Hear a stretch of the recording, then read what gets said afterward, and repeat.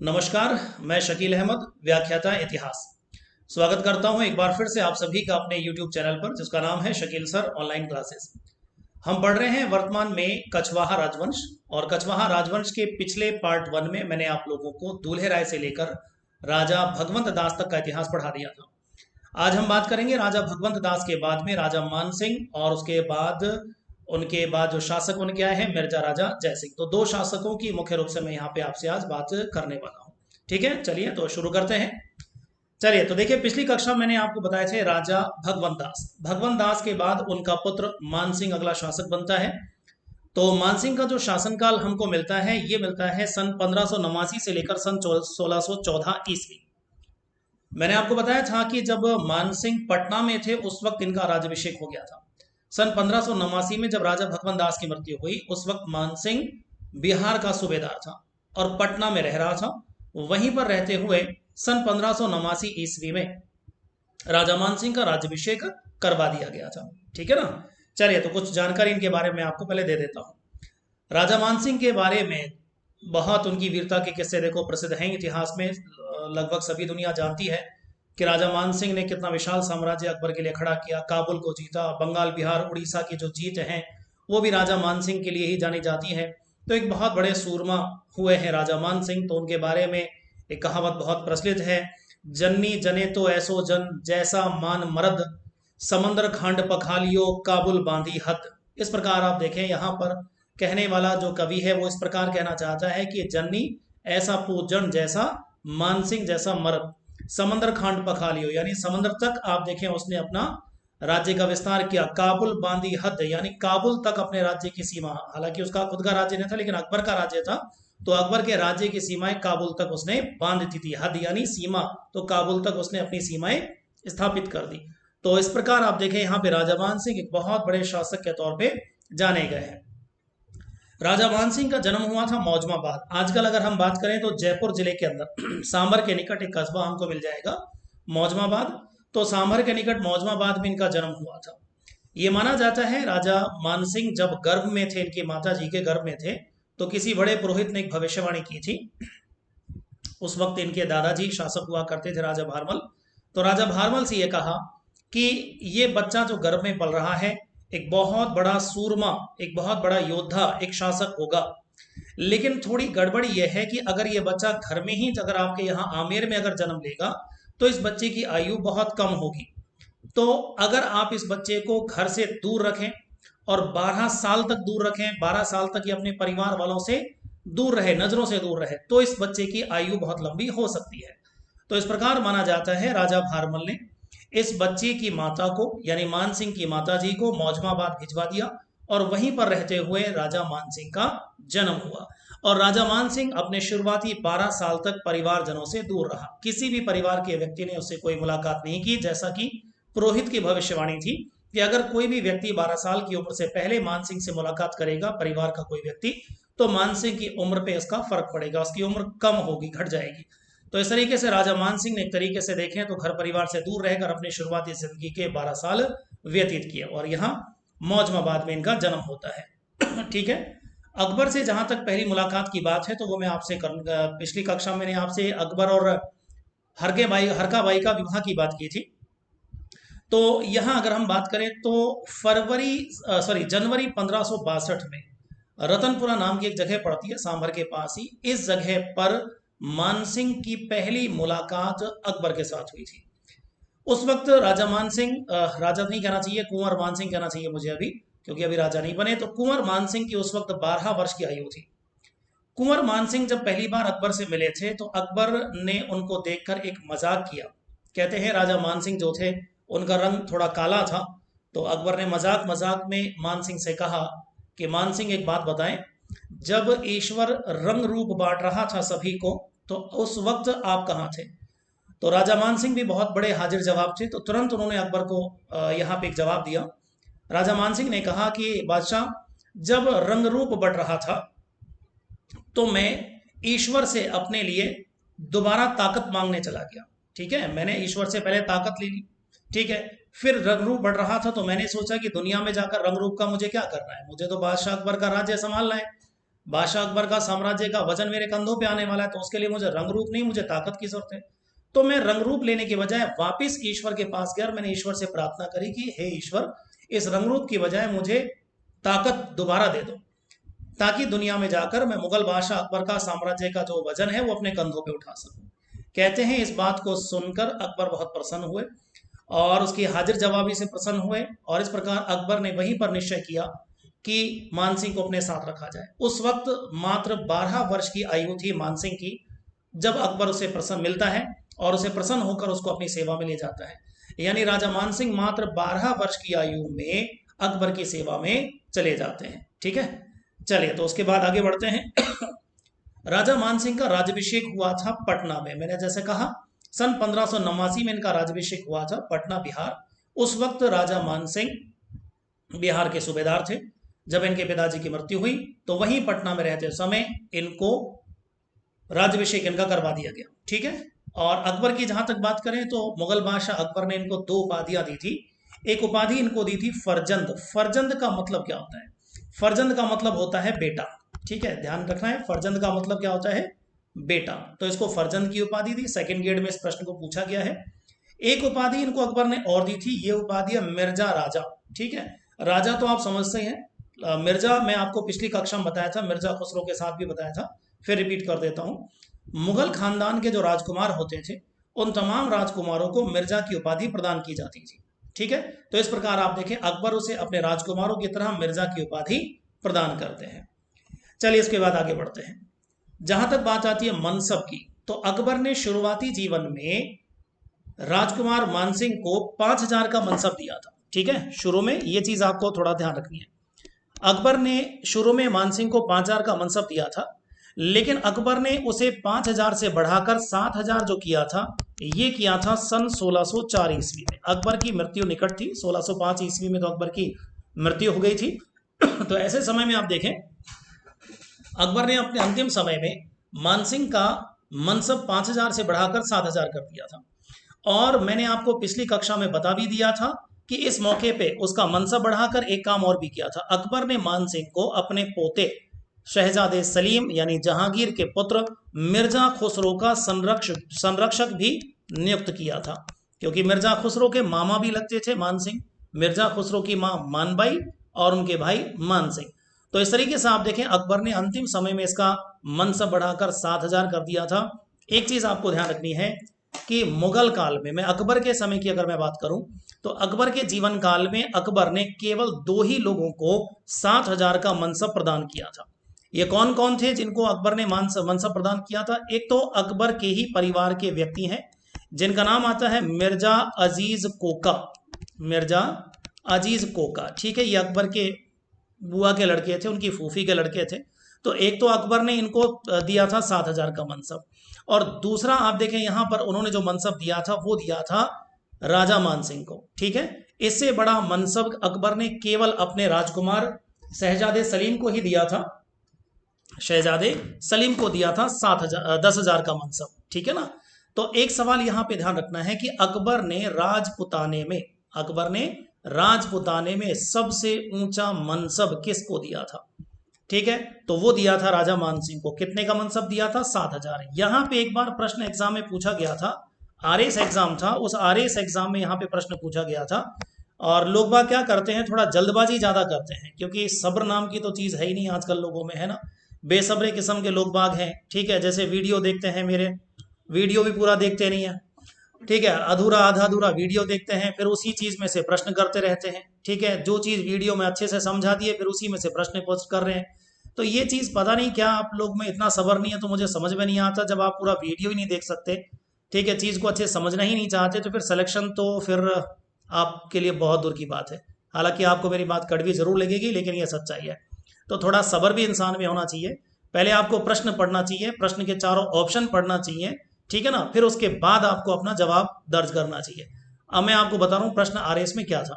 RS में प्रश्न इस प्रकार था कि अकबर ने राजपुताने में, फिर से सुन लीजिए प्रश्न मेरा, अकबर ने राजपुताने में सबसे पहले, अब देखिए एक शब्द यहां पे आ गया है सबसे पहले।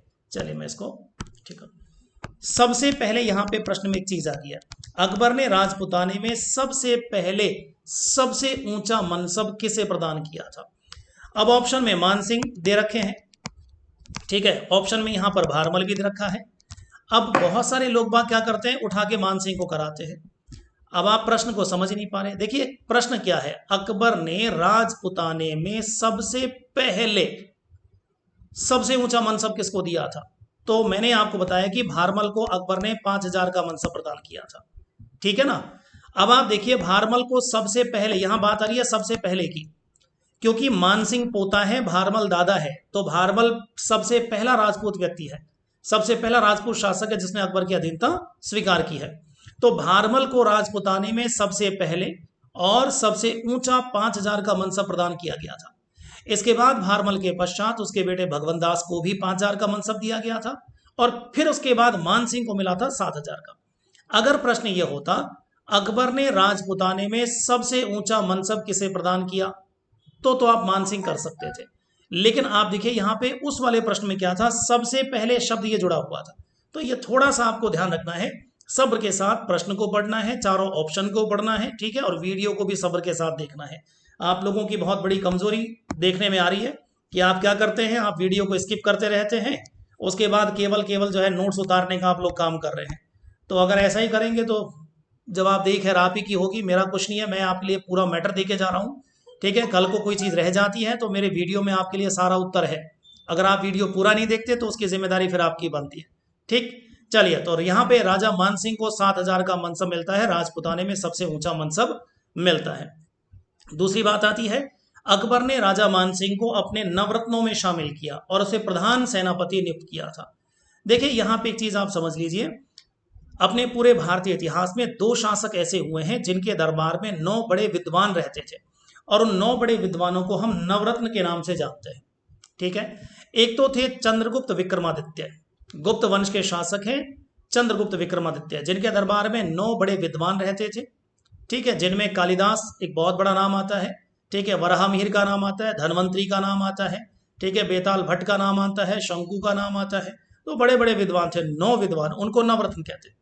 ऐसे ही मुगल बादशाह अकबर के दरबार में 9 बड़े विद्वान थे, उन 9 बड़े विद्वानों को नवरत्न कहते थे, जिनमें अबुल फजल का नाम आता है, ठीक है, जिसमें मानसिंह का नाम आता है, बीरबल का नाम आता है, तानसेन का नाम आता है, ठीक है।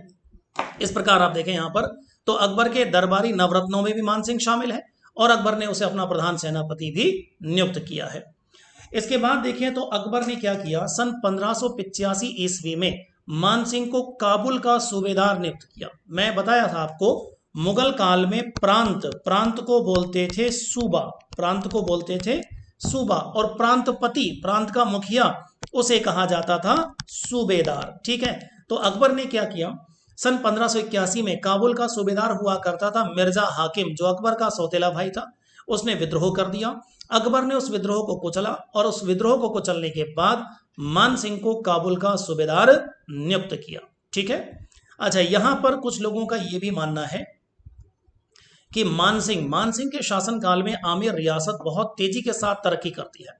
आप देख सकते हैं कि मानसिंह से पहले आमेर एक छोटी मोटी रियासतों में उसकी गिनती होती थी, लेकिन राजा मानसिंह का प्रभाव इतना बड़ा था मुगल दरबार में, और राजा मानसिंह के ज़माने में आमेर रियासत इतने बड़े पैमाने पे अपना विकास करती है कि उस रियासत की जो है गणना बड़ी बड़ी रियासतों में होना शुरू हो जाती है। तो ऐसे समय में कुछ लोगों का यह मानना है, हालांकि इसमें कोई ऐतिहासिक तथ्य हमको प्राप्त नहीं होता है, लेकिन एक जनश्रुति मैं आपको बता रहा हूँ, कुछ लोगों का जो कहना है वो ये कहना है कि महमूद गजनवी ने भारत पर 17 लगातार हमले किए थे। उन लगातार हमलों के कारण उसने बहुत बड़ा खजाना यहाँ से लूटा, और वो अपने साथ उसे गजनी ले गया था। तो कुछ लोगों का यह मानना है कि जब राजा मानसिंह कुछ लोगों का यह मानना है कि जब राजा मानसिंह काबुल के सूबेदार रहे थे, उस वक्त गजनवी का छुपाया हुआ धन राजा मानसिंह को प्राप्त हो गया, और उस धन को वो आमेर ले आया, और आमेर का विकास उसने उस पैसे से किया। हालांकि देखिए कोई ऐतिहासिक तर्क इसमें नहीं है, जनश्रुति है, इसलिए मन में आया तो मैंने आपको एक जानकारी के लिए बता दिया इसको, ठीक है। उसके बाद आप देखें सन 1587 ईस्वी में 2 साल बाद अकबर ने क्या किया, इसे बिहार का सूबेदार नियुक्त कर दिया, और उसके बाद आप चलें सन 1592 ईस्वी में यहां पर बिहार के साथ साथ बंगाल का भी सूबेदार इसको बना दिया गया, ठीक है। ये नहीं कि बिहार से हटा दिया, बिहार के साथ साथ, बिहार का तो सूबेदार था ही था, साथ ही साथ 1592 में उसे बंगाल की सूबेदारी भी प्रदान कर दी गई। उस जमाने में बिहार और बंगाल सबसे समृद्ध प्रांत भारत के माने जाते थे। खास तौर पे बंगाल सबसे ज्यादा समृद्ध प्रांत माना जाता था। तो बिहार बंगाल जैसे समृद्ध प्रांतों की सूबेदारी राजा मानसिंह को प्राप्त हुई। तो माना जाता है इसी दौरान राजा मानसिंह ने बहुत बड़ा धन अर्जन यहाँ से किया, बड़े पैमाने पे पैसा यहाँ से वसूल किया, और उसी के दम पे आमेर एक बहुत ही कह सकता हूँ कि पैसे वाली रियासत बनकर सामने आती है।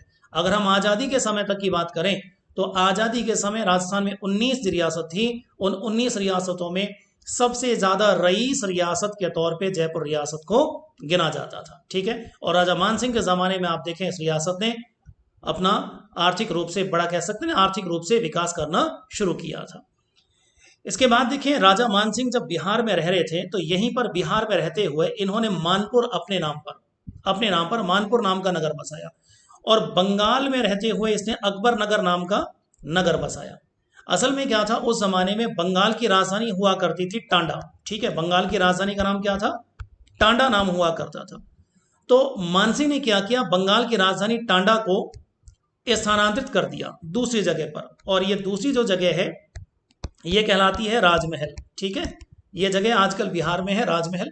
तो टांडा से उसने अपनी राजधानी जो है चेंज करी राजमहल, और इस राजमहल वाले क्षेत्र का ही नाम मानसिंह ने अकबर के नाम पर क्या रख दिया था, अकबर नगर। ठीक है, तो बिहार में मानपुर और बंगाल में अकबर नगर बसाए थे राजा मानसिंह ने।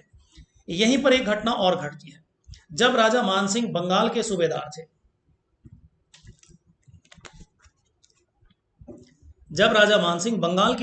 थे, उस वक्त ढाका, देखिए आजकल बांग्लादेश की राजधानी हुआ करती है ढाका, उस वक्त ढाका के एक राजा थे, इनका नाम था केदार राय। ठीक है, तो राजा मानसिंह को पता चला कि ढाका के राजा केदार राय के पास एक मूर्ति है, और उस मूर्ति को लोग शिला माता के तौर पे जानते हैं। ठीक है, शिला यानी चट्टान, तो शिला माता के तौर पे उसको जानते हैं। वो एक असल में बहुत बड़ी शिला थी वहां पर। राजा मानसिंह को जब पता चला इस शिला के बारे में, तो राजा मानसिंह ने केदार राय से ये शिला माता को मांगा, लेकिन केदार राय ने उस शिला को देने से इनकार कर दिया। इसके बाद राजा मानसिंह ने सन 1604 ईस्वी में केदार राय पर आक्रमण कर दिया, ढाका पर आक्रमण कर दिया, और उस हमले में केदार राय को पराजित किया और शिला माता की मूर्ति को प्राप्त किया। ठीक है, और उसे लाकर आमेर किले में स्थापित करवाया। आजकल देखें तो ये शिला माता का मंदिर कहाँ मौजूद है, आमेर के किले में मौजूद है। ये आमेर के किले में बनवाया किसने था, ये मंदिर राजा मानसिंह ने। लेकिन अगर आप शिला माता के मंदिर को आज जाकर देखें तो आज का जो वर्तमान स्वरूप शिला माता के मंदिर का आप देखते हैं, ये थोड़ा बाद का है। हमारे जयपुर के एक शासक में आपको पढ़ाऊंगा आगे चलकर, सवाई राम सिंह द्वितीय। तो सवाई राम सिंह द्वितीय का शासनकाल हमको मिलता है सन 1835 से 1880 ईस्वी। तो सवाई राम सिंह द्वितीय के शासनकाल में शिला माता मंदिर के वर्तमान स्वरूप का निर्माण कार्य पूर्ण करवाया गया था। ठीक है ना, तो बनवाया था मंदिर राजा मानसिंह ने, लेकिन वर्तमान स्वरूप कोई आपसे पूछेगा किसने तैयार करवाया, तो सवाई राम सिंह सेकंड ने उसको तैयार करवाया था। ठीक है, तो ये शिला माता। मैं शिला माता के बारे में आपको थोड़ी जानकारी और दे देता हूँ, क्योंकि आगे चलकर राजस्थान में कल्चर में हम पढ़ेंगे राजस्थान की लोक देवियां, वहां पर भी इनकी हम बात करेंगे। देखिए शिला माता के बारे में एक मान्यता यह है कि कंस ने देवकी, अपनी बहन देवकी के पुत्रों को एक शिला चट्टान के ऊपर पटक पटक कर उनकी हत्या कर दी थी। माना जाता है ये वही शिला है जिसके ऊपर कंस ने देवकी के पुत्रों को पटक पटक कर मार डाला था। ठीक है, इस वजह से राजा मानसिंह इस शिला को अपने साथ लेकर आते हैं। क्यों लेकर आते हैं, देखिए बहुत सीधी सी बात है। आमेर के शासक ये कृष्ण जी के भक्त रहे हैं। ठीक है, आमेर के जो शासक हैं वो अपना आराध्य देवता किसको मानते हैं, गोविंद देव जी को अपना आराध्य मानते हैं, और गोविंद देव जी का मतलब कृष्ण जी। ठीक है, तो गौड़ीय संप्रदाय में इसको गोविंद देव जी बोलते हैं अपन। तो होता यह है कि आमेर के शासक कृष्ण जी के उपासक हैं। जब राजा मानसिंह, जो खुद एक कृष्ण जी के बहुत बड़े उपासक थे, उनको पता चला कि कृष्ण जी के से साथ जुड़ी हुई चट्टान शिला वो मौजूद है केदार राय के पास, तो खुद उस पर हमला करके केदार राय से शिला माता की मूर्ति को प्राप्त करते हैं और उसे आमेर किले में स्थापित करवा देते हैं। ठीक है ना, चलिए तो उसके बाद आगे बढ़ते हैं। राजा मानसिंह ने आमेर किले का निर्माण करवाया। आजकल हम बात करें तो राजस्थान के अंदर सबसे खूबसूरत किलों में नाम आता है आमेर किले का। यूनेस्को द्वारा भी विश्व ऐतिहासिक धरोहर की सूची में राजस्थान के 6 किलों को शामिल किया हुआ है, उनमें से आमेर किला भी एक किला है। ठीक है, 21 जून 2013 को राजस्थान के 6 किले यूनेस्को द्वारा विश्व ऐतिहासिक धरोहर की सूची में शामिल कर लिए गए थे। उनमें से आमेर भी शामिल है। आज भी अगर हम बात करें तो सबसे ज्यादा विदेशी पर्यटक आते हैं राजस्थान में जयपुर घूमने, और जयपुर में सबसे ज्यादा पर्यटक जाते हैं लोग बाग आमेर किले को देखने के लिए। ठीक है ना। तो आमेर किले का निर्माण भी राजा मानसिंह ने करवाया था। इसके बाद देखें तो राजा मानसिंह ने मान महल, पुष्कर के अंदर राजा मानसिंह ने मान महल नाम से कुछ महल बनवाए थे। ठीक है ना। इन महलों का नाम आपको मिलता है मान महल। अगर आपसे कोई पूछता है राजा मानसिंह के महल मान महल कहाँ स्थित है राजस्थान में, तो हमारा जवाब होगा पुष्कर में। इसके अलावा देखें तो राजा मानसिंह ने गोविंद देव जी का एक मंदिर भी बनवाया था। ये मंदिर इन्होंने बनवाया था वृंदावन में। वृंदावन आजकल ये उत्तर प्रदेश राज्य में पड़ता है। जैसा कि मैं पहले कह चुका हूं कि आमेर के शासक गोविंद देव जी को अपना अधिपति मानते हैं। देखिए ये बिल्कुल उसी प्रकार है जैसे मैंने आपको मेवाड़ पढ़ाया था। मेवाड़ के शासक एकलिंग जी को अपना अधिपति मानते हैं और स्वयं को उनका दीवान मानते हैं। ठीक उसी प्रकार आमेर के शासक गोविंद देव जी को अपना अधिपति मानते हैं और स्वयं को उनका दीवान मानते हैं। ठीक है ना। तो इन्होंने गोविंद देव जी का मंदिर बनवाया। ये मंदिर बनवाया था वृंदावन के अंदर। इसके अलावा चलें तो एक मंदिर और भी है आमेर में, बहुत ही खूबसूरत एक मंदिर गिना जाता है, जगत शिरोमणि का मंदिर आमेर में है। देखिए ये मंदिर बनवाया था राजा मानसिंह की पत्नी ने। इनका नाम मिलता है हमको रानी कंकावती। ये मंदिर किसने बनवाया? राजा मानसिंह की रानी, जिनका नाम है रानी कंकावती। इन्होंने ये मंदिर बनवाया था अपने पुत्र जगत सिंह की याद में। राजा मानसिंह के पुत्र जगत सिंह की बहुत जल्द मृत्यु हो गई थी, किशोरावस्था में ही। तो माना जाता है रानी कंकावती ने अपने पुत्र जगत सिंह की मृत्यु के बाद उनकी याद में यह मंदिर बनवाया और उसी के नाम पर इसका नाम है जगत शिरोमणि मंदिर। अब आप यहां देखिए सेकंड ग्रेड में इस प्रश्न को पूछा गया। प्रश्न इस प्रकार आया कि जगत शिरोमणि मंदिर का निर्माण किसने करवाया? ऑप्शन में कंकावती नहीं था, रानी कंकावती ऑप्शन में नहीं था, राजा मानसिंह ऑप्शन में था। तो कोई दिक्कत नहीं, आप राजा मानसिंह कर दीजिए। राजा मानसिंह ऑप्शन में नहीं है तो रानी कंकावती हो तो रानी कंकावती कर दीजिए। अब आप कहेंगे कि साहब दोनों ही आ जाए ऑप्शन में, तो क्या करें? तो पहला आपका जवाब रानी कंकावती होना चाहिए, क्योंकि निर्माण कार्य इन्होंने करवाया है। ठीक है, किसकी याद में? जगत सिंह। अब यहीं पर एक चीज मैं आपको और बता देता हूं। इस जगत शिरोमणि मंदिर के अंदर जो मूर्ति रखी हुई है वो कृष्ण जी की रखी हुई है। ठीक है ना। जगत शिरोमणि मंदिर किसका है? कृष्ण जी का मंदिर है। अब आप देखिए इस मंदिर में जो कृष्ण जी की मूर्ति रखी हुई है, ये मूर्ति वो मूर्ति है जिसकी पूजा मीराबाई द्वारा की जाती थी। ठीक है, तो माना जाता है मीराबाई का मंदिर चित्तौड़गढ़ किले में। तो चित्तौड़गढ़ किले के अंदर ये मूर्ति होती थी जिसकी पूजा खुद मीराबाई करती थी, और एक मौके पे राजा मानसिंह उस मीराबाई के मंदिर में से कृष्ण जी की मूर्ति को अपने साथ ले आए और उस मूर्ति को इस मंदिर में स्थापित करवाया, जगत शिरोमणि मंदिर में। तो आपसे कोई पूछता है कि यहाँ जो रखी कृष्ण जी की मूर्ति कहाँ से लाई गई थी, तो मीरा मंदिर चित्तौड़गढ़ से लाई गई थी। ठीक है, जिसकी पूजा खुद मीराबाई करती थी। चलिए आगे बढ़ते हैं। राजा मानसिंह की मृत्यु की जहां तक बात आती है, तो राजा मानसिंह की मृत्यु हुई थी दक्षिण भारत में एलिचपुर। एलिचपुर नाम की जगह आजकल महाराष्ट्र में पड़ती है। चलिए इनको मैं हटा देता हूं, फिर मैं आपको समझा देता हूं। देखिए जरा, एलिचपुर में इनकी राजा मानसिंह की मृत्यु होती है। एलिचपुर नाम की जगह आजकल पड़ती है महाराष्ट्र राज्य के अंदर।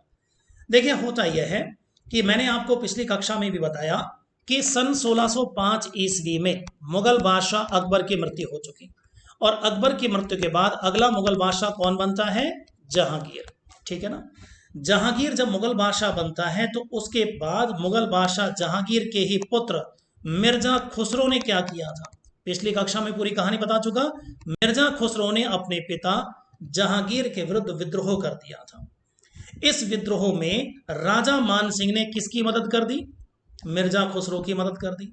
इस बात की जानकारी मुगल बादशाह जहांगीर को लग गई। ठीक है, जहांगीर ने खुसरो को तो दबा दिया विद्रोह को, और खुसरो को अंधा करके जेल में डलवा दिया। लेकिन जहांगीर ने मानसिंह के ऊपर विश्वास करना बंद कर दिया। मानसिंह जो कि अकबर के जमाने में दरबार के अंदर एक बहुत उच्च स्थान रखता था, जहांगीर के समय वो स्थिति पलट गई है। जहांगीर ने मानसिंह के ऊपर विश्वास करना बंद कर दिया, क्योंकि यहां पर मानसिंह ने मिर्जा खुसरो की मदद की थी। मिर्जा खुसरो जो कि विद्रोही शहजादा है, उसकी मदद की थी किसके विरुद्ध? जहांगीर के विरुद्ध। इस बात से जहांगीर नाराज हो गया और जहांगीर ने केंद्रीय राजनीति से मानसिंह को दूर कर दिया और उसकी नियुक्ति बंगाल से हटाकर दक्कन की ओर कर दी। उस जमाने में दक्षिण को दक्कन बोलते थे। ठीक है ना, दक्कन बोलते थे। तो दक्कन में उसको भेज दिया गया और यहीं महाराष्ट्र में रहते हुए एलिचपुर में उसकी मृत्यु हो जाती है। कुछ लोग यहाँ पे उल्टा सीधा लिख देते हैं कि साहब उसको मान सिंह का मनसब कम कर दिया था जहांगीर ने, ऐसा कुछ भी नहीं है। ध्यान रखें, जहांगीर मान सिंह से नाराज था, बहुत नाराज था, और उसको बंगाल से हटाकर दक्कन में नियुक्त कर दिया था, लेकिन इसका मतलब ये कतई नहीं है कि मान सिंह का मनसब 7,000 से घटाकर कम किया हो, ऐसा बिल्कुल नहीं है। मान सिंह का मरते दम तक मनसब 7,000 का ही रहा है। ठीक है, कहीं कहीं कुछ लोग गड़बड़ करते हैं उसमें, उसको थोड़ा सा आपको ध्यान रखना है। मृत्यु तक उसका मनसब कितना रहा है? 7,000 का रहा है। चलिए आगे बढ़ते हैं। राजा मान सिंह के एक दरबारी कवि हुए हैं जिनका नाम हमको मिलता है कवि जगन्नाथ। कवि जगन्नाथ ने एक बहुत ही प्रसिद्ध ग्रंथ लिखा है मान सिंह कीर्ति मुक्तावली, एग्जाम में पूछा गया है।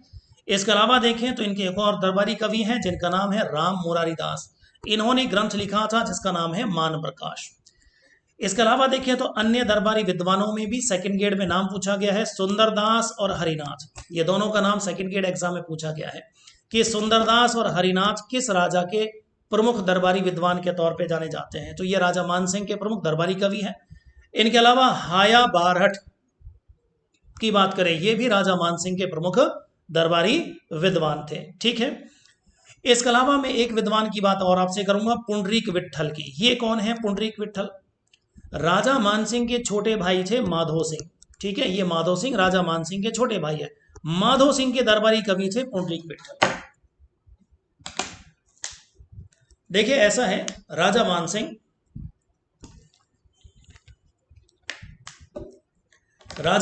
तो आमेर के शासक बने थे, लेकिन राजा मान सिंह के छोटे भाई माधो सिंह को भानगढ़ का राजा बनाया गया था। बहुत ही मशहूर जगह है भानगढ़, अलवर जिले के अंदर पड़ती है यह जगह। राजस्थान में एक भूतहा जगह के तौर पे भानगढ़ को जाना जाता है। राजस्थान में दो जगह भूतहा मानी जाती हैं। ठीक है, एक तो अपना यह भानगढ़ हो गया, दूसरा अगर हम जैसलमेर जिले में चलें तो वहां पर भी आपको एक भूतहा जगह आपको मिल जाएगी, जिसकी बात मैं आपसे आगे जैसलमेर में करूंगा। यहां अगर देखें तो भानगढ़ अलवर जिले के अंदर आजकल मौजूद है। भानगढ़ किले का निर्माण माना जाता है राजा भगवंत दास द्वारा करवाया गया था, और राजा मान सिंह तो आमेर के शासक बने, और राजा मान सिंह के छोटे भाई माधो सिंह को भानगढ़ का गद्दी मिली। ठीक है, भानगढ़ की गद्दी प्राप्त हुई। भानगढ़ के बारे में एक और घटना, ये भूतहा क्यों मानी जाती है, क्यों जो है इसको बताया जाता है, इसके बारे में आपसे आगे चलकर बात करूंगा जब स्थापत्य कला की बात आएगी। ठीक है, उसमें इसके अलग अलग कुछ ऐतिहासिक हमको तथ्य मिलते हैं, तो वहां पर मैं इसकी चर्चा करूंगा क्यों इस जगह को भूतहा बोलते हैं। अभी आगे मैं आपको लेके चलता हूं। तो भानगढ़ के राजा हुए थे माधो सिंह। ठीक है, उनके दरबारी कवि थे पुंडरीक विट्ठल, और पुंडरीक विट्ठल ने कुछ महत्वपूर्ण ग्रंथ यहाँ पे लिखे हैं। इन ग्रंथों के नाम आपको ध्यान होने चाहिए। पुंडरीक विट्ठल द्वारा लिखा जो ग्रंथ है उनमें एक ग्रंथ आपका आता है राग चंद्रोदय, एक आता है राग मंजरी, और एक आता है नर्तन निर्णय। ठीक है, ये तीन ग्रंथ है और बहुत ही महत्वपूर्ण ग्रंथ है एग्जाम की दृष्टि से। इसके अलावा दो कलाओं की बात और कर लेते हैं। ठीक है, वैसे तो हस्तकलाओं का अलग से टॉपिक आता है, वहां महत्वपूर्ण चर्चा इनकी होगी अलग से विस्तार से, थोड़ी बात मैं यहाँ भी कर लेता हूँ। ब्लू पॉटरी कला और मीनाकारी कला। वर्तमान में अगर हम बात करें तो ब्लू पॉटरी कला का संबंध जयपुर से है, मीनाकारी कला का संबंध भी जयपुर से है। दोनों बहुत बड़ी हस्तकला है, जयपुर से इनका संबंध रहा है। जहां तक बात आती है इन दोनों कलाओं की, ये ब्लू पॉटरी और मीनाकारी, इन दोनों कला के कलाकारों को आमेर के राजा मान सिंह ही लाहौर से लेकर आए थे, आमेर में। ठीक है, तो राजा मान सिंह लाहौर से ब्लू पॉटरी के कलाकारों को, मीनाकारी के कलाकारों को आमेर लेकर आए, और यहां पर लाने का श्रेय तो दिया जाता है राजा मान सिंह को। लेकिन यहाँ एक और प्रश्न बनता है, ये ब्लू पॉटरी के संदर्भ में अलग से प्रश्न बनता है। ब्लू पॉटरी को लाने वाले तो हैं राजा मान सिंह, लेकिन ब्लू पॉटरी का सर्वाधिक विकास किसके शासनकाल में हुआ? तो इसका जवाब होता है सवाई राम सिंह द्वितीय। तो लाने का काम किया राजा मान सिंह, और यहां पे इसका सर्वाधिक विकास होता है सवाई राम सिंह द्वितीय के शासनकाल में। ठीक है, ब्लू पॉटरी क्या है मैं थोड़ा बता देता हूं। ब्लू का मतलब आप सब जानते हैं, ब्लू का मतलब होता है नीला, पॉट का मतलब होता है बर्तन। यहां पे क्या होता है, नीले रंग के आकर्षक पॉट बनाए जाते हैं। ठीक है, इस तरीके से सुंदर बर्तन बनाए जाते हैं, और उन पर क्या होता है, नीले रंग से आकर्षक चित्रकारी कर दी जाती है। देखा जाए तो ब्लू पॉटरी में कुल 25 प्रकार के रंगों का प्रयोग किया जाता है। उन 25 प्रकार के रंगों में सर्वाधिक आप देखें जो प्रधानता होती है वो नीले रंग की होती है, इसीलिए मुख्यतः इसको ब्लू पॉटरी अपन कहते हैं। ठीक है, जो कि नीले रंग की प्रधानता है। वैसे देखा जाए तो टोटल 25 रंग। अब ये जो ब्लू पॉटरी कला है, देखा जाए तो मुख्य रूप से ये कला थी पर्शिया। पर्शिया जिसको अंग्रेज लोग बोलते हैं पर्शिया, वैसे हम उसको बोलते हैं फारस। ठीक है, मुख्य रूप से यह कला किस देश की थी? फारस की। फारस को अंग्रेज लोग क्या बोलते थे? पर्शिया। आजकल फारस को हम बोलते हैं ईरान। तो मुख्य रूप से यह कला ईरान देश की है। ठीक है, और यहां पर लाहौर के अंदर जब राजा मान सिंह ने इस कला को देखा तो उसके कलाकारों को अपने साथ वो आमेर ले आए। तो आमेर में लाने का श्रेय राजा मान सिंह को जाता है, जबकि ब्लू पॉटरी कला का सर्वाधिक विकास करवाने का श्रेय जाता है सवाई राम सिंह सेकंड, द्वितीय को। ठीक है, चलिए आगे बढ़ते हैं। अब मैं आपसे बात करता हूं यहां पर मान सिंह की मृत्यु के बाद अगला शासक कौन बना। राजा मान सिंह की मृत्यु के बाद उनके पुत्र अगले शासक बने थे, जिनका नाम था राजा भाव सिंह। ठीक है, चलिए ये हटा देते हैं पहले। राजा मान सिंह की मृत्यु के बाद उनके पुत्र अगले शासक बने थे, जिनका नाम हमको मिलता है राजा भाव सिंह। राजा भाव सिंह जिनका शासनकाल हमको मिलता है 1614 ईस्वी से लेकर 1621 ईस्वी। ठीक है, तो भाव सिंह शासक बने, लेकिन भाव सिंह का शासनकाल बहुत लंबा नहीं है और इनके शासनकाल की कोई बहुत बड़ी महत्वपूर्ण घटना भी हमको देखने को नहीं मिलती, इसीलिए मैं यहाँ पर राजा भाव सिंह की बात आपसे नहीं करता। सीधे अब मैं बात करूंगा यहाँ पर राजा मान सिंह के बाद, फिर भाव सिंह के बाद अगले शासक जो यहाँ बनते हैं, जिनका नाम हमको मिलता है मिर्जा राजा जयसिंह। यहाँ पे जयसिंह प्रथम भी मैंने लिख दिया है, इस चीज को आपको ध्यान रखना है। ठीक है, क्योंकि यहाँ पर हम बात करने वाले हैं दो जयसिंह की। ये तो हो गए हैं मिर्जा राजा जयसिंह, और एक और जयसिंह यहाँ पे आने वाले हैं जयसिंह द्वितीय, जिनको हम सवाई के नाम से जानते हैं, जिन्होंने जयपुर बसाया। तो मैंने आपको पहले बताया कि यहाँ कई बार ऐसा होता है कि एक वंश में एक नाम के एक से ज्यादा शासक आ जाते हैं, तो बड़ी समस्या खड़ी हो जाती है कि भैया कौन सा जयसिंह। तो जो पहले आया उसको हम प्रथम लगा देते हैं, दूसरा आया सेकंड नंबर तो द्वितीय लगा दिया, तीसरे पे आया तृतीय, चौथे पे आया चतुर्थ। गिनती कमी है नहीं, अगर उसी नाम से और भी शासक आता जाता है तो गिनती लगाते जाइए, बहुत आसानी से हमको समझ में आ जाता है कि हम किस जयसिंह की बात कर रहे हैं। ठीक है, तो ये जयसिंह प्रथम है। एक और आएंगे जिनका नाम है सवाई जयसिंह, वो जयसिंह द्वितीय होंगे, इनके पोते हैं वो। ठीक है, इनके बाद आएंगे, इसलिए हम उनको द्वितीय बोलेंगे। ठीक, उसके बाद इस वंश में देखा जाए तो एक जयसिंह तृतीय भी आए थे, लेकिन एक महत्वपूर्ण शासक नहीं थे, इसलिए उनकी चर्चा हम ज्यादा करते नहीं है। बात करते हैं मिर्जा राजा जयसिंह की। जयसिंह प्रथम के शासनकाल मिलता है 1621 से लेकर 1667 ईस्वी। पहला प्रश्न जो इनके अंदर बनता है बहुत महत्वपूर्ण है। पहला प्रश्न यह है कि इन्होंने सबसे, आप देखें यहां पर, लंबे समय तक 3 मुगल बादशाहों की सेवा की थी। सवाल सुन लीजिए, सबसे लंबे समय तक मुगल शासकों की सेवा करने का श्रेय किस शासक को जाता है? ठीक है, तो आमेर के शासकों में हम बात करते हैं मिर्जा राजा जयसिंह। अगर आप इनका शासनकाल देखें तो 1621 से शुरू होता है, 1667 ईस्वी तक इनका शासनकाल चलता है। ठीक है, अगर आप यहाँ पे देखें तो इनका शासनकाल आता है लगभग 46 साल। तो इन्होंने एक नहीं, दो नहीं, पूरे 3 बड़े बड़े मुगल बादशाहों की सेवा की थी। और कितने साल की थी? 46 साल की थी। इसके बाद सेकंड नंबर पे हम बात करेंगे सवाई जयसिंह की, जिन्होंने लगभग 43 ईयर, 43 साल तक 7 मुगल बादशाहों की सेवा की थी। तो अंतर है थोड़ा सा। अगर कोई पूछता है सर्वाधिक लंबे समय तक मुगल बादशाहों की सेवा करने वाला शासक कौन, तो हम बात करेंगे मिर्जा राजा जयसिंह। ठीक है ना। अगर कोई ये कहेगा सर्वाधिक मुगल बादशाहों की सेवा करने वाला शासक कौन, तो सवाई जयसिंह, क्योंकि सवाई जयसिंह ने 7 मुगल बादशाहों की सेवा की थी और मिर्जा राजा जयसिंह ने 3 मुगल बादशाहों की सेवा की थी। ठीक है, मिर्जा राजा जयसिंह ने 3 मुगल बादशाहों की सेवा 46 साल की थी, जबकि सवाई जयसिंह के शासनकाल में उन्होंने 7 मुगल बादशाहों की सेवा की थी, जबकि उन्होंने मात्र सेवा की थी 43 साल। इस प्रकार आप देखें, सर्वाधिक शासक की सेवा तो सवाई जयसिंह ने करी, लेकिन सर्वाधिक लंबे समय तक सेवा कोई पूछे तो आपका जवाब होगा मिर्जा राजा जयसिंह प्रथम। किस किस की सेवा की है, तो नाम मैंने लिख दिए हैं, जहांगीर, शाहजहां, औरंगजेब। ठीक है, इन शासकों की मिर्जा राजा जयसिंह ने सेवा की है। ठीक है, चलिए मैं एक बार इनका सबका आपको शासनकाल बता देता हूं। मैं आपको वैसे लिखा चुका हूं तमाम मुगल बादशाहों के शासनकाल। ठीक है, मैंने कहा था बहुत जरूरी है, क्योंकि मुगल राजपूत संबंध में जब तक आप राजपूतों का, अगर आप इतिहास पढ़ते हैं और मुगल शासकों का शासनकाल आपको नहीं मालूम तो फिर गड़बड़ी होगी आपके लिए। जहांगीर का शासनकाल आपको मिलता है 1605 से लेकर 1627। शाहजहां का शासनकाल मिलता है हमको 1628 से, चलो मैं इसको थोड़ा इधर लिख देता हूं, इसको हटा देता हूं।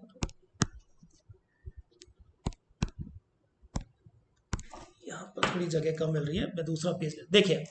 अगर हम बात करें यहाँ पर जहांगीर, तो जहांगीर का शासनकाल आपको मिलता है 1605 से लेकर 1627 ईस्वी। इसके बाद आते हैं इनके पुत्र शाहजहां। शाहजहां का शासनकाल है 1628 से लेकर 1658 ईस्वी। शाहजहां के बाद औरंगजेब आता है। औरंगजेब का शासनकाल देख लीजिए।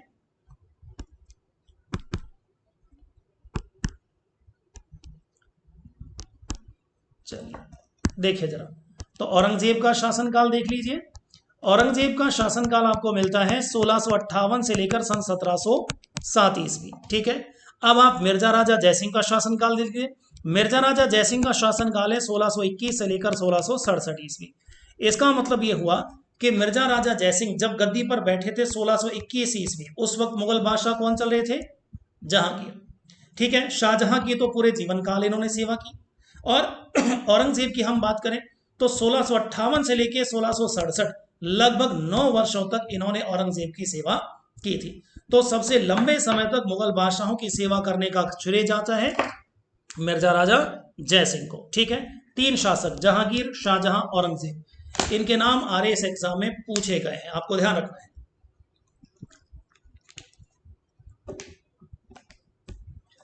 आगे बढ़ते हैं, आगे बढ़ के बात करते हैं उपाधि की। उपाधि इनके पास आती है मिर्जा राजा की। तो देखिए जरा, एक तो मैंने आपको बताया मानसिंह, मिर्जा राजा की उपाधि मानसिंह के पास भी थी। मानसिंह को उपाधि दी थी अकबर ने। अब सवाल यह आता है कि इनको मिर्जा राजा की उपाधि किसने दी है? तो यहां पे मिर्जा राजा इनको उपाधि दी गई है शाहजहां द्वारा, मुगल बादशाह शाहजहां द्वारा। कब प्रदान की गई है? ये प्रदान की गई थी लगभग 1638 ईस्वी में। 1638 ईस्वी में 38। क्यों, कब? तो देखिए, इस वक्त मुगल बादशाह शाहजहां ने क्या किया था? कंधार आक्रमण किया था। कंधार नाम की जगह, ये आजकल अफगानिस्तान में। शाहजहां ने कंधार पर आक्रमण किया था।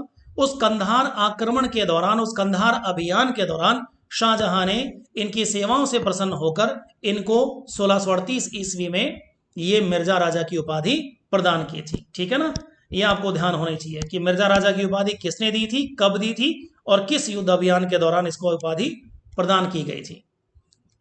इसके अलावा देखें तो इनका एक बड़ा कार्य और रहा है, यह है जयगढ़ दुर्ग का निर्माण। आप जयपुर में जाएंगे, आमेर किला आप देख सकते हैं। आमेर किले के ठीक ऊपर जयगढ़ किला मौजूद है।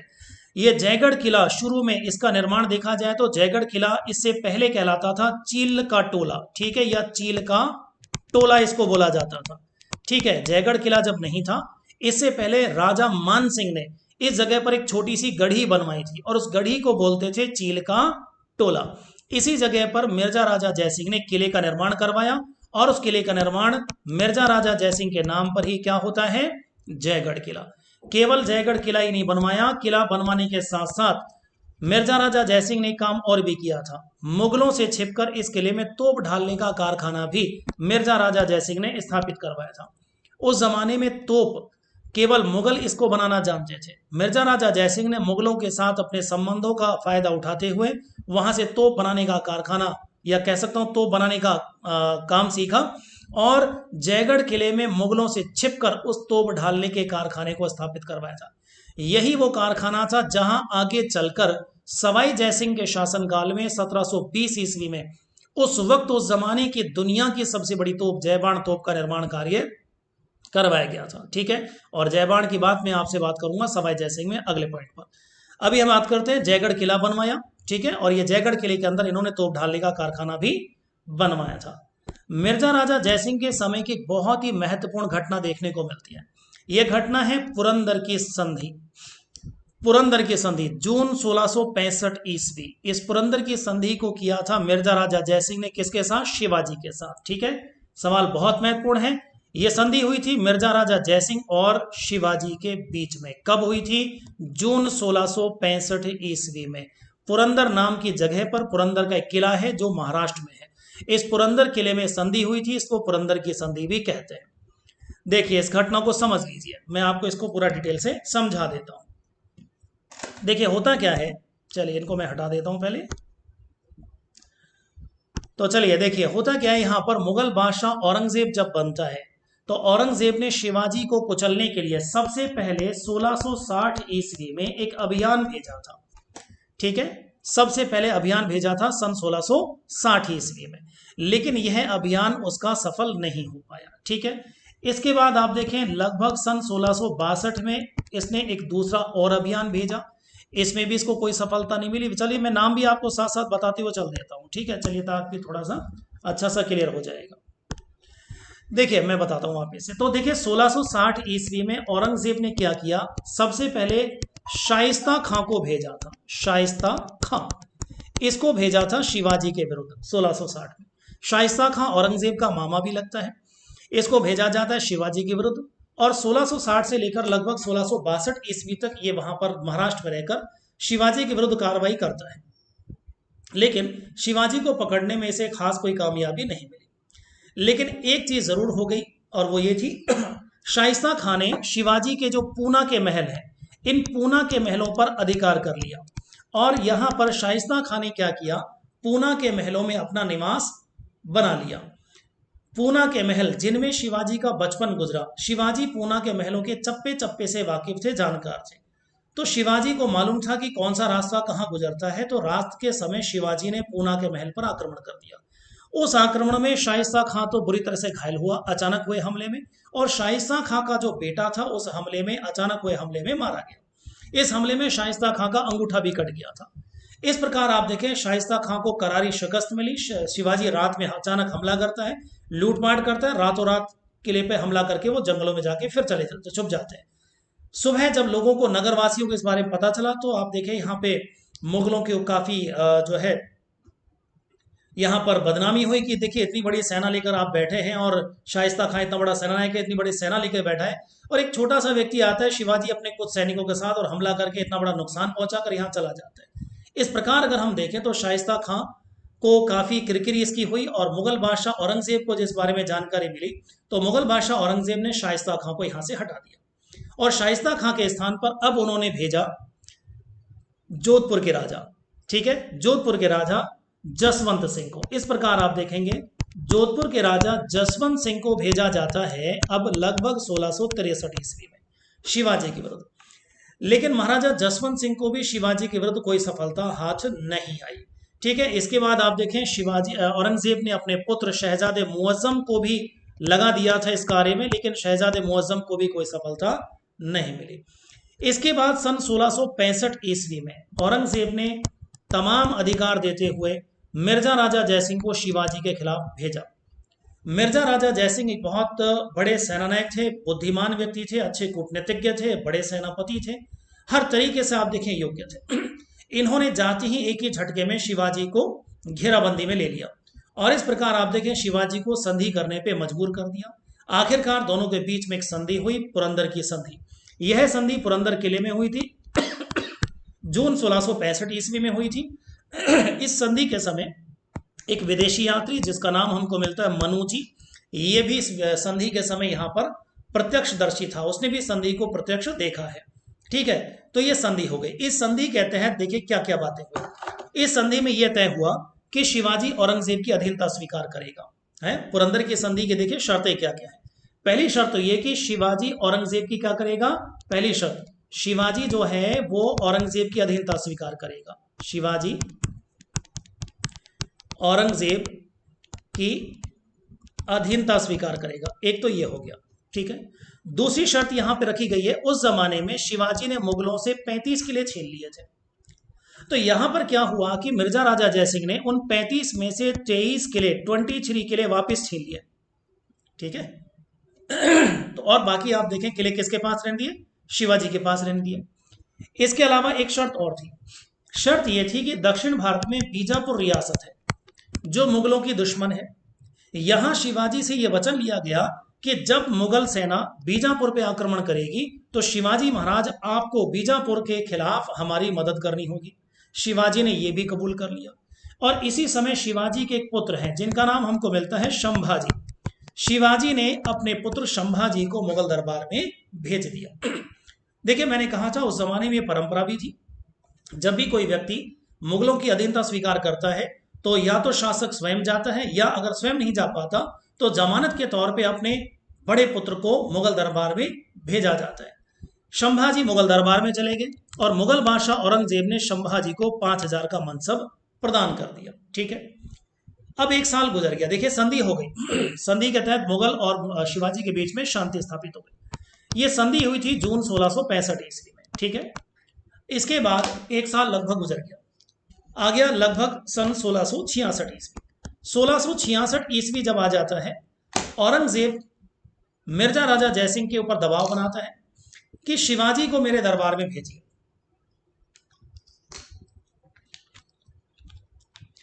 तो यहां पर मिर्जा राजा जयसिंह शिवाजी से मुलाकात करते हैं और शिवाजी से कहते हैं कि आपको औरंगजेब के दरबार में उपस्थित होना पड़ेगा।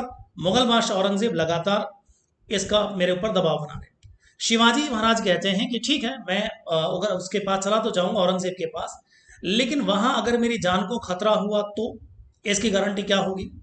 तो ऐसे समय में मिर्जा राजा जयसिंह ने वचन दिया शिवाजी को कि आपकी सुरक्षा की गारंटी मेरी है, आप निश्चिंत होकर जाइए, आपके ऊपर कोई आंच मैं जब तक जिंदा हूं मैं नहीं आने दूंगा। इस तरीके से यहां पर शिवाजी महाराज मिर्जा राजा जयसिंह द्वारा दिए गए वचन के आधार पर औरंगजेब से मिलने आगरा पहुंच जाते हैं। माना जाता है आगरा में जब महाराज शिवाजी पहुंचे तो कहते हैं कोई बड़ा आयोजन वहां पे हो रहा था, खाने पीने का। कोई कुछ लोगों ने यह कहा है कि औरंगजेब का जन्मदिन था, जन्मदिन का वहां पे कोई पार्टी चल रही थी। खैर जो भी रहा हो कोई, लेकिन कोई उत्सव यहाँ पे चल रहा था। शिवाजी महाराज औरंगजेब के पास आते हैं और औरंगजेब को सलाम करते हैं। लेकिन औरंगजेब जो थे उन्होंने क्या किया, शिवाजी को थोड़ा नेग्लेक्ट किया, एक तरीके से उनको ज्यादा उसमें तवज्जो दी नहीं, और औरंगजेब ने थोड़ा मुंह फेर कर आगे की ओर बढ़ गया।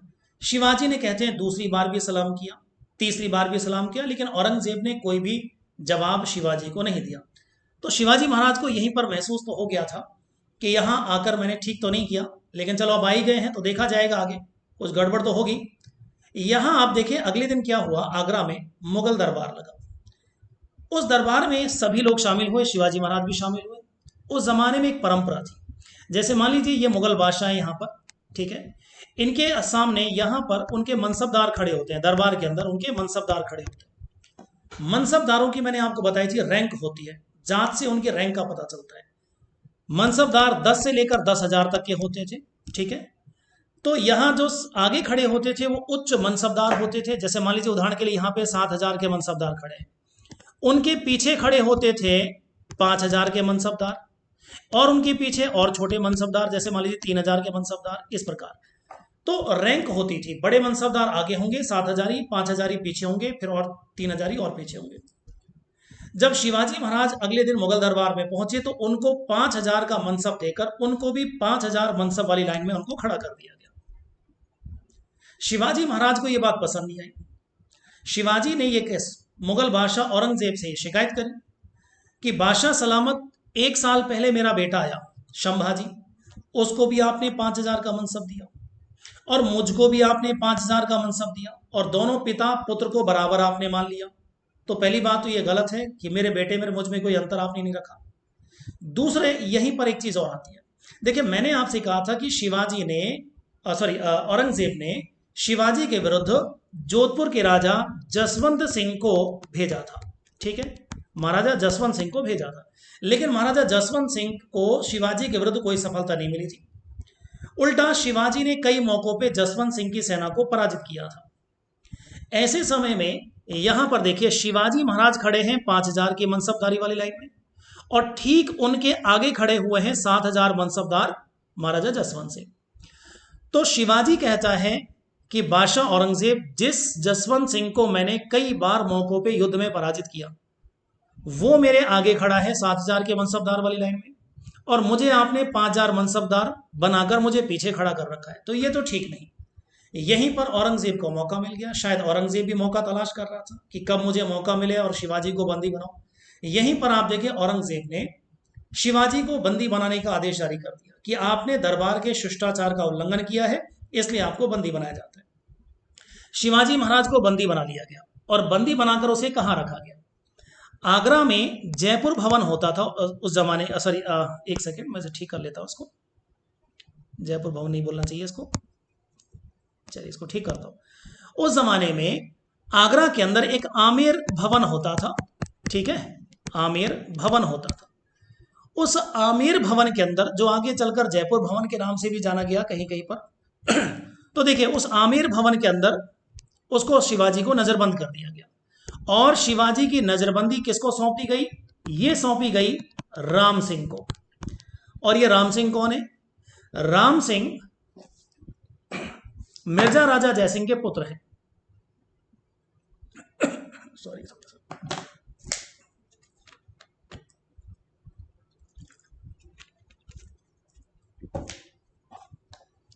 तो राम सिंह कौन है? ये मिर्जा राजा जयसिंह के पुत्र है। तो मिर्जा राजा जयसिंह के पुत्र राम सिंह की नजरबंदी में किसको रख दिया गया? शिवाजी को रख दिया गया। अब इस घटना की सूचना मिर्जा राजा जयसिंह को प्राप्त होती है। मिर्जा राजा जयसिंह ने अपना सुरक्षा की गारंटी दी थी शिवाजी को। तो मिर्जा राजा जयसिंह को जब पता चला कि शिवाजी को नजरबंद कर दिया गया है और उसकी हत्या भी करवाई जा सकती है, ऐसे समय में मिर्जा राजा जयसिंह ने अपने पुत्र राम सिंह को आदेश दिया और राम सिंह ने शिवाजी को आगरा के किले से निकलवा लिया। ठीक है, माना जाता है यहां पर शिवाजी का एक हमशक्ल था जिसका नाम हमें मिलता है इतिहास में हीरोजी या हीराजी, कहीं कहीं इनका नाम मिलता है। ठीक है, तो इस तरीके से हीरोजी फरजंद, जिसको फरजंद की उपाधि थी, तो हीरोजी या हीराजी, इसको रख दिया जाता है शिवाजी की जगह और शिवाजी को इस लाल किले से निकाल दिया जाता है शिवाजी सुरक्षित यहां से निकल जाते हैं। ठीक है, और उसके एक साल बाद शिवाजी ने औरंगजेब के विरुद्ध फिर से विद्रोह कर दिया।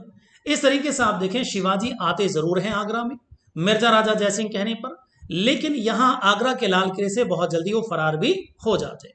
अब इस पूरी घटना में औरंगजेब को इस बारे में मालूमात लगी। औरंगजेब को जब पता चला कि इस पूरी घटना में शिवाजी को संभवतया यहां से निकलवाने में मिर्जा राजा जयसिंह का हाथ है, जब औरंगजेब को इस बारे में पता चला तो औरंगजेब ने यहां पर मिर्जा राजा जयसिंह के पुत्र राम सिंह के जरिए मिर्जा राजा जयसिंह को विष दिलवा दिया। इस तरीके से आप देखें यहां पर मिर्जा राजा जयसिंह की मृत्यु हुई थी बुरहानपुर में सन 1667 ईस्वी में। बुरहानपुर, जो कि मैंने कहा था उस जमाने में मुगलों की दक्कन में, दक्षिण में राजधानी हुआ करती थी, यहीं पर रहते समय मिर्जा राजा जयसिंह की मृत्यु हो गई। और यह माना जाता है मुगल बादशाह औरंगजेब द्वारा मिर्जा राजा जयसिंह को विष दिलवाया गया उन्हीं के पुत्र राम सिंह के द्वारा। और इस प्रकार अगला जो शासक बनता है मिर्जा राजा जयसिंह के बाद, उनका पुत्र बनता है राम सिंह, जिसकी चर्चा मैं आगे करूंगा। फिलहाल अपन देखें मिर्जा राजा जयसिंह के एक दरबारी कवि भी हैं जिनका नाम आता है बिहारी लाल। ये वही कवि बिहारी हैं जिन्होंने बिहारी सतसई नाम का बहुत ही प्रसिद्ध ग्रंथ लिखा। बिहारी सतसई, इन्होंने बहुत ही प्रसिद्ध ग्रंथ लिखा है। ठीक है, पूछा गया है कई बार एग्जाम में, प्रसिद्ध कवि बिहारी किस राजा के दरबारी कवि थे? तो वो हैं अपने मिर्जा राजा जयसिंह। ठीक है, इस प्रकार आप देखें मिर्जा राजा जयसिंह की मृत्यु के पश्चात उनके पुत्र राम सिंह आमेर के शासक रहे सन 1667 से लेकर 1688 ईस्वी तक। उसके पश्चात उनके भाई बिशन सिंह महाराज रहे सन 1688 से लेकर सन 1700 ईस्वी तक। लेकिन यहाँ पे इन दोनों के शासनकाल के अंदर हमें कोई बहुत महत्वपूर्ण घटना देखने को नहीं मिलती। फिर हम अगली कक्षा में बात करेंगे सीधे सीधे महाराजा बिशन सिंह के पुत्र सवाई जयसिंह की। ठीक है, तो मिलते हैं अगली क्लास में, सवाई जयसिंह का हम इतिहास पढ़ेंगे। तब तक के लिए सभी को नमस्कार, जय हिंद, जय भारत।